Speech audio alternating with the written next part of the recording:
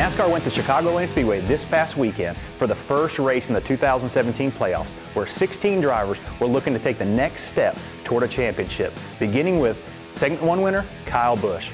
But later on in the race, he got caught up in a pit penalty with his new pit crew. Move on.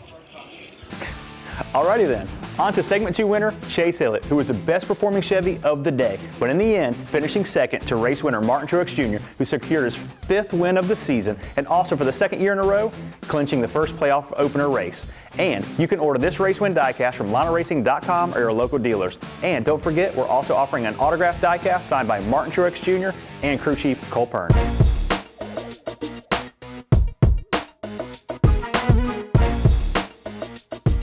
You're really going to want to sit down for this. You've asked, you've begged, you've pleaded on social media forums and everything about the Race Win diecast. You want to see the artwork, the renderings, everything. Well, you know what? We have it even better right here, right now. The first look at the prototypes for 2017 race winners. These hadn't even delivered yet, and they look absolutely amazing. All the hard work and details that the artists put into these diecasts are bar none, hands down the best in the industry, and they look just like they did in Victory Lane. Let's dive right in and look at Ricky Stenhouse Jr.'s first win at Talladega Superspeedway. Ricky Stenhouse Jr. blocked and powered his way to his first win at Talladega Superspeedway in a thriller of a finish starting from the pole position. Stenhouse held off the field in an overtime to pull off his first win for Roush Fenway Racing since 2014. After a few mileage gamble that paid off big, Austin Dillon put the legendary number 3 Chevrolet back into victory lane in the Monster Energy NASCAR Cup Series. Driving for his grandfather and NASCAR Hall of Fame team owner Richard Childress, Dillon took the lead with just 2 laps to go in the Coke 600 and clinched the first Cup Series win of his career. Reigning NASCAR champion Jimmie Johnson powered his 2nd consecutive win of the season and his 82nd victory in a fiercely contested rain-delayed race at Bristol Motor Speedway. This win was Johnson's first on the world's fastest half mile since 2010, and you're really going to want to check out the rear damage on this car. In his 300th start in the Monster Energy NASCAR Cup Series, Joey Logano powered the number 22 Shell Pennzoil Ford Fusion from worst to first at Richmond International Raceway, clinching his first victory of the season.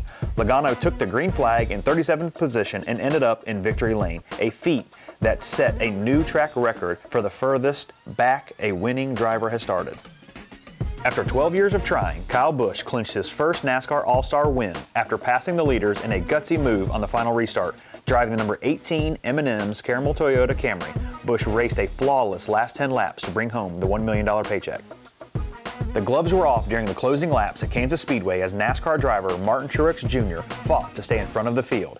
After a late caution and restart, Truex held off the competition, pulling away with a lead and setting sail for victory. And you're really going to want to check out this awesome rear quarter panel damage on the passenger side of this car. After a nail-biting head-to-head battle at Martinsville Speedway, the driver of the number 2 Miller Lite Ford Fusion, Brad Keselowski, made a pass for the lead and drove off from the field to clinch his first win ever at this historic short track and his 2nd win of the 2017 season. After a late restart at Michigan International Speedway on June 18th, Kyle Larson held off former champions and Cup Series veterans to win his 2nd Monster Energy NASCAR Cup Series race of the season. Larson powered his number 42 Chip Ganassi Chevrolet to his first career win at Michigan back in 2016 and returned to the scene this summer, taking both the pole and the checker flag. So I hope you guys really like that and it got you really excited for when these diecasts deliver later this year. So many great Race Win diecasts still available. You can order them from LanaRacing.com or your local dealers.